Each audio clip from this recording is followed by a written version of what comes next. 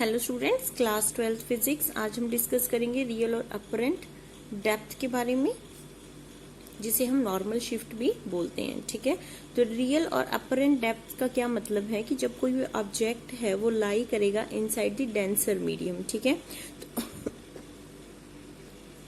तो देखो जैसे यहाँ पे ओ ऑब्जेक्ट है वो लाई कर रहा है वाटर के अंदर, it is a denser medium. ठीक है, ऊपर वाला मीडियम कौन सा है? मीडियम ए जो है वो एयर है, and this is medium B, that is water. तो डेंसर मीडियम के अंदर जब कोई ऑब्जेक्ट लाई करता है, ठीक है, तो हमें इसकी जो अपरेंट डेप्थ है वो दिखाई देती है।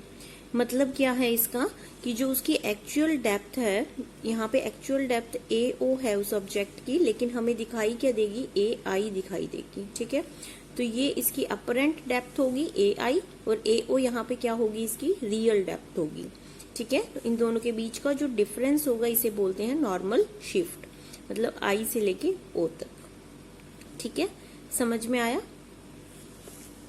तो देखो, as a consequence of refraction, the depth of the object lying inside the optically denser medium appears to be less than its real depth. ये कह रहा है कि अगर कोई ऑब्जेक्ट है वो डेंसर मीडियम के अंदर लाई करता है तो उसकी जो डेप्थ है वो हमें कम दिखाई देती है उसकी रियल डेप्थ से। ठीक है, तो देखो इसकी जो डेप्थ है हमें कम दिखाई देगी, एक्चुअल में इसकी डेप्थ क्या है? ज्यादा है। Suppose that the surface xy separates the medium A and medium B. Let O be the point object lying inside the liquid. हमने लिया कि O एक ऑब्जेक्ट है जो इस लिक्विड के अंदर इनसाइड जो है वो लाई कर रहा है। Ray of light OA is incident along normal to the surface of the liquid will be refracted as such along AO. AL ये कह रहा है कि यहाँ से एक नॉर्मल रे जाएगी और नॉर्मल पे ही वो क्या हो जाएगी? रिफ्रैक्ट हो जाएगी along AL। ठीक है, यहाँ से बिल्कुल एक 90 डिग्री के एंगल पर नॉर्मल रे यहाँ से निकली, इंसिडेंट करवाई, और उसी के अलॉन्ग वो क्या हो गई है? रिफ्लेक्ट हो गई है। Another ray of light OB on refraction into air bends away from the normal and travels along BC. तो कह रहा है कि जो दूसरी रे है जिस इंसिडेंट करवाई OB। ठीक है, तो ये हमें पता है कि जब दो इंटरमीडिएट सरफेस सेपरेट करते हैं, जहां पे जो दो सरफेस हमारे सेपरेट करते हैं, एक रेयर मीडियम होगा दूसरा डेंसर मीडियम होगा, तो लाइट रे जो है वो क्या करेगी? बेंड करेगी, और बेंड करेगी फ्रॉम दी नॉर्मल। तो हमने यहाँ पे एक नॉर्मल ड्रॉ कर लिया, एन बी एन डैश। ठीक है, तो यहाँ पे क्या होगा? This is angle of incidence and this is angle of refraction. और ये भी हमें पता है कि जब डेंसर से रेयर मीडियम में मूव करेगी तो कैसी होगी लाइट रे? Band away from the normal, तो इससे दूर जाएगी। तो यहाँ पे ये वाला एंगल देखो क्या बन रहा है? O B N dash is I, that is angle of incidence. और ये वाला एंगल भी क्या होगा? ए ओ बी बी आई होगा, ऑल्टरनेटिव एंगल्स। ठीक है, और आर जो है यहाँ पे एन बी सी, ये आपको नजर आ रहा है स्मॉल आर, ये क्या है? Angle of refraction. So the two refracted rays appears to be come from the point I. जब हम इन दोनों रिफ्रैक्टेड रेज को ज्वाइन करेंगे, ठीक है, तो देखो इसने इसको पीछे की तरफ एक्सटेंड किया और यहाँ पे इस पॉइंट पे ये दोनों क्या कर रही हैं? मीट कर रही हैं। तो जिस पॉइंट पे ये दोनों मीट करती हैं हमें वही पॉइंट नजर आता है कि ऑब्जेक्ट जो है वहां पे है। ठीक है, therefore the object lying at the depth AO appears to be the depth AI. तो इसलिए जो ऑब्जेक्ट AO पे था हमें कहाँ पे नजर आएगा? AI पे नजर आएगा। सो AO is called the real depth, इसको हम रियल डेप्थ बोलेंगे जो उसकी एक्चुअल डेप्थ है, और AI जो है उसको हम बोलेंगे apparent depth of the object. अब देखो इसकी छोटी सी डेरिवेशन करते हैं। Suppose the angle O B N dash is I and N B C is R. ये हम ऑलरेडी देख चुके हैं, ये एंगल ऑफ रिफ्लेक्शन है, this is angle of incidence. तो हमें पता है कि जो म्यू है वो क्या होगा? रिफ्रैक्टिव इंडेक्स, और रिफ्रैक्टिव इंडेक्स ऑफ मीडियम ए आपको फाइंड आउट करना है विद रिस्पेक्ट टू बी। तो कैसे लिखा जाएगा? Snell's law, sine i by sine r. ठीक है, तो sine i by sine r. अब हमें फाइंड आउट करना है refractive index of medium B with respect to A. तो ये कैसे होगा? ये जस्ट इसका रेसिप्रोकल होगा। हमने ये ऑलरेडी डेरिवेशन में भी देखा था कि ये क्या हो जाएगा? इसका रेसिप्रोकल के इक्वल होगा। तो रेसिप्रोकल के इक्वल होगा तो हम इसको क्या कर देंगे, जस्ट अपोजिट कर देंगे, साइन आर बाय साइन आई। ठीक है, तो हमारे पास दोनों की क्या आ गए हैं, रिफ्रैक्टिव इंडेक्स आ गए हैं दोनों मीडियम के with respect to each other. और ये दोनों एंगल क्या होंगे, सेम होंगे, आई और आई। ठीक है, angle of incidence, alternative angles. तो उसके बाद देखो right angle triangle O A B, ये वाला ट्राइंगल आपको नजर आ रहा है। ठीक है, ओ ए बी। तो इसके अंदर हमने फाइंड आउट कर लिया साइन आई। साइन आई निकालेंगे तो क्या होगा, परपेंडिकुलर बाय हाइपोटेन्यूस, तो A B by O B आएगा यहां से, A B by O B. ठीक है, तो आगे देखो एंगल ऑफ रिफ्रैक्शन हमें पता है ए आई बी और एन बी सी जो है वो आर के इक्वल है, that is angle of refraction. तो देखो in triangle I A B, I A B, कौन सा ट्राइंगल लिया हमने, आई ए बी, ये वाला राइट एंगल ट्राइंगल लिया। फिर से यहाँ पे हमने क्या फाइंड आउट किया, साइन आर फाइंड आउट किया। तो ये वाला एंगल कौन सा है, आर है। तो यहाँ से साइन आर निकालेंगे, फिर से क्या आएगा, perpendicular by hypotenuse, that is A B by I B. ठीक है, तो इसको हमने यहाँ से फाइंड आउट किया, यहाँ से साइन आर निकला, साइन आई निकला और यहाँ से साइन आर निकला। ठीक है, तो दोनों की वैल्यूज को क्या करना है, जस्ट सब्स्टिट्यूट करना है हमें। किस इक्वेशन में पुट करेंगे, mu refractive index of medium B with respect to A. ठीक है, तो यहाँ पे देखो इसने सब्स्टिट्यूट किया इन इक्वेशन 211। हमने ये इक्वेशन निकाली थी sine i r by sine i. तो इसके अंदर साइन आर की वैल्यू पुट करेंगे और साइन आई की वैल्यू पुट करेंगे। ए बी दोनों में सेम है तो वो कैंसिल हो जाएगा। तो हमारे पास क्या आएगा, O B by I B.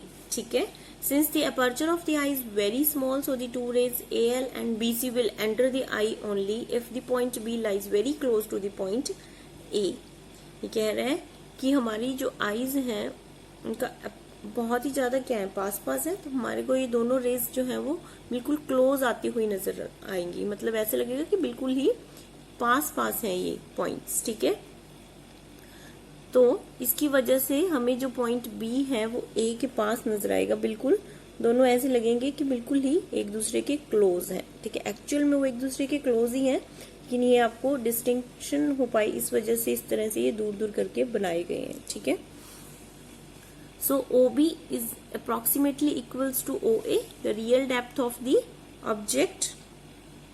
तो हम यहाँ पे लिख सकते हैं OA की जगह OB।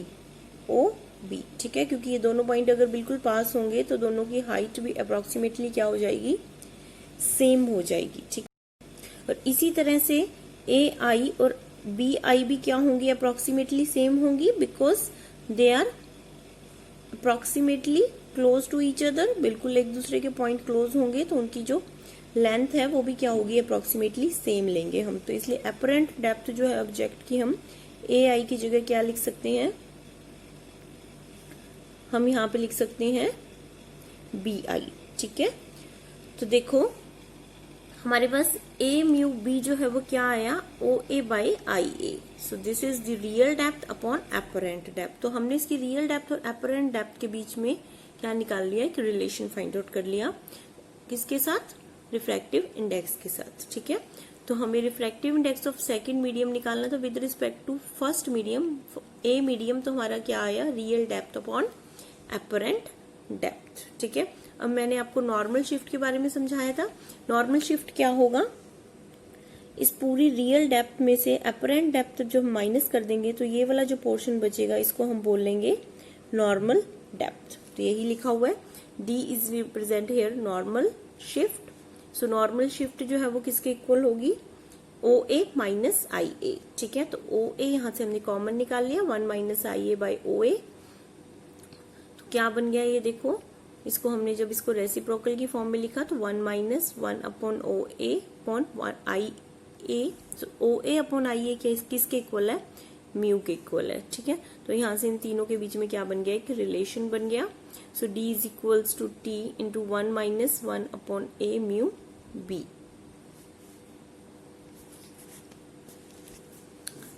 So it may be point out that the normal shift in the position of the object depends upon। अब normal shift जो है वो किस किस के ऊपर डिपेंड कर रही है, real depth of the object, that is the thickness of the refracting medium, ठीक है। रियल डेप्थ उसकी कितनी है, मतलब उसकी थिकनेस पे डिपेंड करेगा, और दूसरा उसके रिफ्रैक्टिव इंडेक्स के ऊपर, रिफ्रैक्टिंग मीडियम के। ये आपको देखने से नजर आ रहा है, सिर्फ ये दो ही चीजों पे क्या कर रही है, डिपेंड कर रही है, ठीक है। उसकी रियल डेप्थ के ऊपर डिपेंड कर रही है और उसके रिफ्रैक्टिव इंडेक्स के ऊपर डिपेंड कर रही है, रिफ्रैक्टिंग मीडियम के। ओके, तो यहां से देखो हम एक क्वेश्चन भी डिस्कस कर लेते हैं। Velocity of the light in glass is 2 into 10 raised to power 8 meter per second and in air 3 into 10 raised to power 8 meter per second. By how much would an ink dot appears to be raised when covered by a glass plate 6 centimeter thick? तो उसने बताया कि velocity जो है glass की कितनी है, दो मीडियम है, यहाँ पे एक ग्लास है और दूसरा क्या है, एयर है। दोनों के अंदर हमें वेलोसिटीज गिवन है, ठीक है। तो हमें पूछा गया कि जो इंक डॉट है वो कैसी, कितनी हाइट पर, हमें कितनी डेप्थ पर नजर आएगी एक्चुअल में उसके अंदर, ठीक है। उसकी थिकनेस आपको ग्लास प्लेट की दे रखी है 6 सेंटीमीटर।